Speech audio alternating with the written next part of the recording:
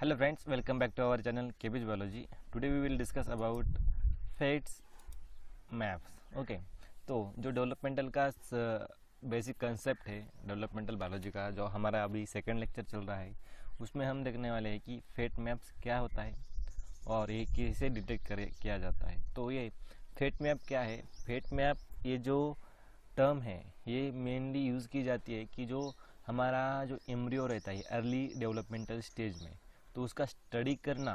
Okay, उसका basically study करना कि कौन सा पार्ट किस में डेवलप होगा. तो इसे हम क्या कहते हैं? फेट मैप कहते हैं. बराबर. ओके, तो यहाँ पे देखो, यहाँ पे हम देखने वाले हैं कि फेट मैप क्या होता है.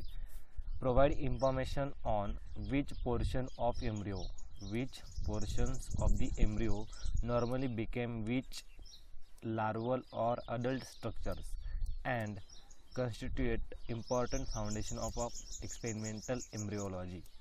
तो इसमें क्या बताया उन्होंने ऐसा बताया कि जिसे कि यहाँ पे मान लो ये एम्ब्रियो है, एम्ब्रियो में ऐसे पार्ट रहते हैं. बराबर. एक्टोडर्म, मेसोडर्म और एंडोडर्म. तो एक्टोडर्म आगे जाके क्या क्या ऑर्गन्स तैयार करेगा और क्या तैयार करेगा, मेसोडर्म्स क्या तैयार करेगा और एंडोडर्म क्या तैयार करता है. तो इसका स्टडी करने के लिए, एक्सपेरिमेंटली स्टडी करने के लिए हम यूज़ करते हैं. तो उसको हम क्या कहते हैं? फेट मैप कहते हैं. और उसको ये टर्म जो है इस एम्ब्रियोलॉजी की टर्म है. Okay,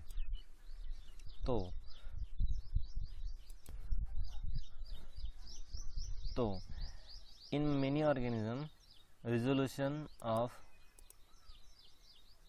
okay in many organisms resolution of individual cells is not possible, but one can level group of embryonic cells to see what that area become in adult. तो इसमें भी वही बताया है कि जो कुछ एरिया है वो एरिया पे कौन सा पार्ट अडल्ट में तैयार होगा और अडल्ट ऑर्गेनिज्म में तैयार होगा. तो ये भी यही है. Fate map constitute an important foundation of experimental embryology.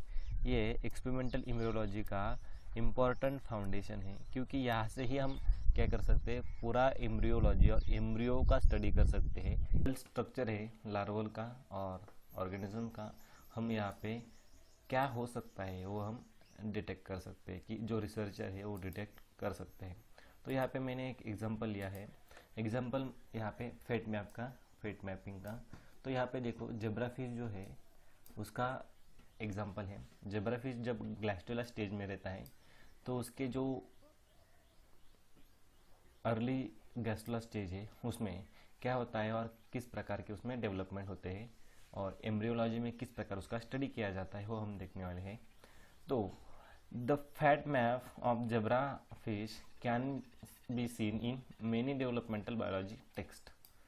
Okay, the fate maps of this organism key factor to determine the complex genetic network used by zebra fish. तो जेब्रा फिश में जो कॉम्प्लेक्स जेनेटिक मटेरियल का network है उसके बारे में ये detect करने वाला है. तो यहाँ पे देखो, जो एनिमल पोल होता है, ओके, जो लेयर होती है जर्मिनल लेयर्स, उसमें एनिमल पोल, वेस्टिजियल पोल, उसके बाद डोर्सल पोल और वेंट्रल पोल, इस प्रकार वहाँ पे एम्ब्रियो में इस प्रकार उसका रहता है.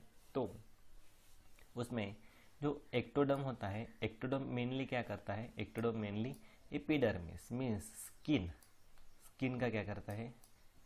डेवलपमेंट करता है. मीन्स एक्टोडर्म का जो भी कुछ पार्ट है, एक्टोडर्म क्या करता है? स्किन का एपिथेलियल सेल का क्या करता है? आगे जाके वो डेवलप होता है. ये हम एग्जांपल ले रहे हैं. देखो, यहाँ पे हमें देखना क्या है? यहाँ पे हमें देखना यही है कि हमारे जो ये जेब्रा फिश जो है जिसका एम्ब्रियो है, उस एम्ब्रियो में जो लेयर्स होंगे, जर्मिनल लेयर्स, ये एक्टोडर्म, मेसोडर्म, एंडोडर्म्स, ये जर्मिनल लेयर्स है. तो ये जो जर्मिनल लेयर्स होगी, तो ये जर्मिनल लेयर्स आगे जाके कहाँ किस किस में डेवलप होगी वो हम देखने वाले हैं. तो यहाँ पे हम देख क्या रहे हैं कि एक्टोडर्म जो है वो एक्टोडर्म क्या करता है? मेनली एपिडर्मिस मीन्स स्किन का जो पार्ट है वो डेवलप करता है. उसके बाद जो न्यूरल एक्टोडर्म है, न्यूरल एक्टोडर्म क्या करता है? न्यूरल सिस्टम डेवलप कर पाता है. ओके, न्यूरल सिस्टम को डेवलप करता है. जो मेसोडर्म है, मेसोडर्म क्या करता है, सोमाइट्स को डेवलप करता है। तो यहाँ पे देखो जो मेसोडर्म है, अदर मेसोडर्म जो होता है वो क्या करता है, वो ब्लड फॉर्मिंग टिश्यूज और ब्लड फॉर्मिंग सेल्स का डेवलपमेंट वो करता है। तो ये जो पार्ट है ये मेसोडर्म का, ये पार्ट आगे जाके क्या डेवलप करेगा, ये आगे जाके ब्लड का डेवलपमेंट करेगा। उसके बाद जो ये वाला मेसोडर्म का पार्ट है ये आगे जाके नोटोकॉर्ड को डेवलप करेगा। तो ये सब आगे जाके क्या किस में डेवलप होने वाले है उस स्टडी को करने को हम क्या कहते हैं, फेट मैप कहते हैं। तो ये एंडोडर्म जो है, मेसोडर्म, ये सब क्या होता है यहाँ पे तैयार होता है। तो उसके बाद जो हम फेट मैप जो है स्टडी करते हैं, तो किस प्रकार स्टडी करते हैं और फेट मैप किस प्रकार कंस्ट्रक्ट करते हैं, तो उसको हम यहाँ पे देखते हैं। देखो, fate maps can be constructed by following methods. Okay, directed observation of living embryos. हम एक तो जो एम्ब्रियो होगा, ये एम्ब्रियो होगा, तो यहाँ इस एम्ब्रियो में क्या करेंगे, डायरेक्ट ऑब्जर्वेशन, माइक्रोस्कोपिक ऑब्जर्वेशन से हम क्या कर सकते हैं, यहाँ पे ऑब्जर्वेशन कर सकते हैं। और फिर बाद में यहाँ पे क्या करेंगे, हम यहाँ पे डिटेक्ट करेंगे। तो ये एक्टोडर्म है, ये मेसोडर्म है, ये एंडोडर्म है, तो ये क्या करेंगे, हम यहाँ पे स्टडी करेंगे। तो यहाँ पे किस प्रकार स्टडी करेंगे, तो यहाँ पे क्या रहता है, यहाँ पे नेचुरल क्या रहता है, पिगमेंट रहता है। तो नेचुरल पिगमेंट जो रहेगा, ये नेचुरल पिगमेंट यहाँ पे क्या करता है, शो करता है कि वो कौन सा रीजन है, वो आगे जाके किस पार्ट में डेवलप होने वाला है, वो क्या डेवलप होने वाला है, किस प्रकार डेवलप होने वाला है, वो यहाँ पे डिटेक्ट करता है। कौन सा, नेचुरल पिगमेंट। और जो नेचुरल पिगमेंट है जो एक्टोडर्म होता है वहाँ पे येलोविश कलर का रहता है। ओके, वो इस प्रकार रहते हैं। तो यहाँ पे क्या होता है, ये नेचुरल एम्ब्रियो ऑब्जर्वेशन होता है और डायरेक्ट एम्ब्रियो ऑब्जर्वेशन। और डाई मार्किंग। ओके, तो डाई मार्किंग में क्या होता है, जो डाई होता है वाइटल स्टेन होता है। ओके, जो एम्ब्रियो है, चिक एम्ब्रियो जो है, चिक एम्ब्रियो को मेनली वाइटल स्टेन से स्टेन किया जाता है। और वो स्टेन क्या किया जाता है, उस एम्ब्रियो को स्टेन करके, वो एम्ब्रियो को किल नहीं करता, सेल को किल नहीं करता, मगर वो यहाँ पे क्या होता है, स्टेन होता है। और आगे जाके हमें क्या पता चलता है, जैसे कि एम्ब्रियो का स्टडी करना है। ओके, हम एम्ब्रियो का स्टडी करना है और एम्ब्रियोलॉजी में स्टडी करना है, तो उसको हम कहते हैं क्या, डाई मेकिंग से vital stain. Okay, vital stain करके हम क्या कर सकते हैं, वहाँ पे डिटेक्ट कर सकते हैं कि वो आगे जाके क्या करता है। उसके बाद जो वाइटल स्टेन के बाद हम यूज़ करते हैं कि वो फ्लोरोसेंट डाई। ओके, तो फ्लोरोसेंट डाई हम क्या करते हैं उस पार्ट में, मीन्स मान लो यहाँ पे हमने फ्लोरोसेंट डाई यहाँ पे अप्लाई कर दिया। ओके, इस रीजन में, और ये फ्लोरोसेंट डाई आगे जाके हम क्या करेंगे, अल्ट्रा वायलेट में क्या करेंगे, उसको डिटेक्ट करेंगे। तो अल्ट्रा वायलेट में यहाँ पे डिटेक्ट करने के बाद हमें पता चलेगा कि वो हमने मेसोडर्म में क्या किया था, अप्लाई किया था। तो मेसोडर्म आगे जाके क्या डेवलप हुआ उसके बारे में हम जान सकते हैं। तो इस प्रकार हम क्या कर सकते हैं, डाई मार्किंग से हम फेट मैप कंस्ट्रक्ट कर सकते हैं। उसके बाद आता है जेनेटिक लेबलिंग। तो ये जो जेनेटिक लेबलिंग है, ये पहली बार स्टडी किया 1920 में। ओके, पहली बार स्टडी किया 1920 में। जर्मन एम्ब्रियोलॉजिस्ट थे वो। Okay, German embryologist Hilde Mangold and Hans Spemann's, इन्होंने क्या किया, वो पहली बार एक्सपेरिमेंट परफॉर्म किया। उस एक्सपेरिमेंट में उन्होंने क्या किया था कि जो होस्ट टिश्यू सेल है उसको डोनर टिश्यू सेल से क्या किया, अप्लाई किया, मीन्स उसको ट्रांसप्लांट किया। और यहाँ पे ट्रांसप्लांट करने के बाद ओके, वहाँ पे क्विल सेल्स और एग एम्ब्रियो से उसको ट्रांसप्लांट किया। ओके, उन्होंने उसमें क्या किया, चिक एम्ब्रियो में उन्होंने उसको ग्राफ्टिंग किया। ओके, ये मान लो यह चिक एम्ब्रियो है, और उसके बाद यहाँ पे मैं कलर चेंज करके लेता हूँ, आपको समझ में आएगा। तो यहाँ पे क्या किया इन्होंने, यहाँ पे ग्राफ्ट किया। और ग्राफ्ट करने के बाद वो आगे डेवलप होने के बाद, तो ये जो क्विल सेल्स जो है, ओके, क्विल क्विल सेल जो है यहाँ पे ग्राफ्ट किया किससे, चिक एम्ब्रियो से।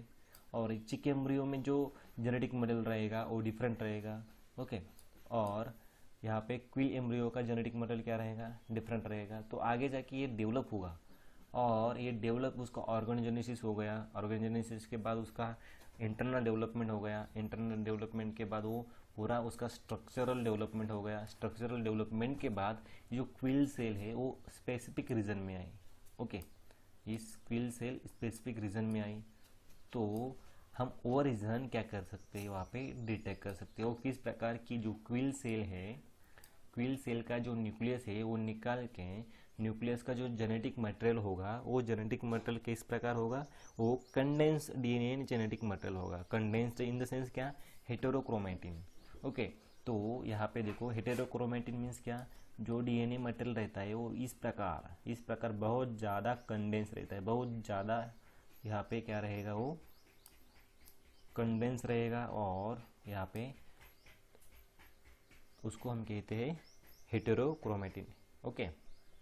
तो इस प्रकार होता है जेनेटिक लेबलिंग। और जेनेटिक लेबलिंग से हम क्या कर सकते हैं, यहाँ पे डिटेक्ट कर सकते हैं और कंस्ट्रक्ट कर सकते हैं मैप। और अभी आता है ट्रांसजेनिक डीएनए काइमरेज, ओके। तो यहाँ पे आता है ट्रांसजेनिक डीएनए काइमरेज, ओके। तो हम यहाँ पे देखते हैं कि जो जेनेटिक काइमरेज है उसका ये जो एक्सपेरिमेंट है यहाँ पे किया गया था कि जो यहाँ पे देखो ये जो डोनर है, okay, early frog embryo with several 100 cells. तो ये जो सेल्स है और ये डोनर है, यहाँ पे क्या होता है, यहाँ पे देखो ये this cells would normally become a skin tissue. यहाँ देखो ये स्किन टिश्यू में डेवलप होगा, ये डेवलप होगा ब्रेन टिश्यू में, ये डेवलप होगा नोटोकॉर्ड में, बराबर। ये समझ में आया आपको, ओके। तो आप यहाँ पे क्या करोगे, यहाँ पे वो tissue destined to become part of tadpole skin in cut from an early embryo donor and transferred to the another embryo donor host। तो यहाँ पे ये टिश्यू का पार्ट है, यहाँ पे हम ट्रांसफर करेंगे, जो डोनर है वहाँ से, डोनर एम्ब्रियो से वहाँ से लेंगे और वो यहाँ पे क्या करेंगे, ट्रांसप्लांट करेंगे टैडपोल स्किन्स की, ओके। हम टैडपोल स्किन की यहाँ पे करेंगे। तो ये ट्रांसप्लांट टिश्यू है, ओके। यहाँ पे उन डोनर एम्ब्रियो से यहाँ निकाला और यहाँ पे लाया, ओके। ये डोनर एम्ब्रियो से, ये देखो यहाँ से वो निकाला, ये टैडपोल एम्ब्रियो है। फिर उसमें क्या किया हमने, जो 2 एक्सपेरिमेंट किया, 2 एक्सपेरिमेंट में क्या किया कि जो डोनर टिश्यू सेल है वो ट्रांसप्लांट की ब्रेन रीजन में, मीन्स जो टिश्यू सेल है या ब्रेन रीजन में अप्लाई किया और ब्रेन रीजन में उसको ट्रांसप्लांट किया, ग्राफ्ट किया। उसके बाद जो सेकेंड वाला है वो नोटोकॉर्ड में उसको अप्लाई किया, नोटोकॉर्ड में उसको ग्राफ्ट किया। उसके बाद जो रिजल्ट आया तो the donor tissue become a brain tissue.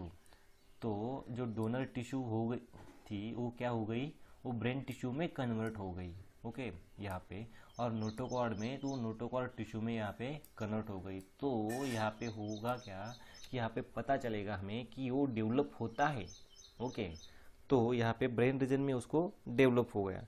तो यहाँ पे इस प्रकार क्या होता है, वो हमें पता चलता है कि किस प्रकार फेट मैप्स हम स्टडी कर सकते हैं और किस प्रकार हम उसकी डिटेक्शन कर सकते हैं और कंस्ट्रक्ट कर सकते हैं। तो ये 4 टाइप्स के कंस्ट्रक्शन, मैप कंस्ट्रक्शन के लिए हेल्प करते हैं, 4 टाइप्स, ओके।